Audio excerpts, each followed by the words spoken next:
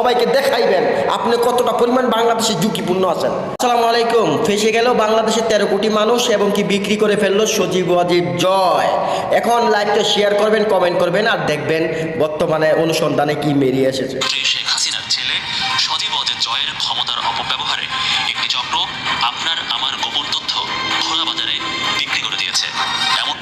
বিক্রি করে দিয়েছে আমাদের যে গুরুত্বপূর্ণ তথ্যগুলা, 13 কোটি মানুষের গুরুত্বপূর্ণ জিনিসগুলো বিক্রি করে দিয়েছে। এবং আপনারা জানেন এই যে খোলা বাজারে বিক্রি করেছে, ব্যক্তিগত তথ্যটি বাইরে চলে গেছে, বিক্রি করা হয়েছে তাদের তথ্যটি।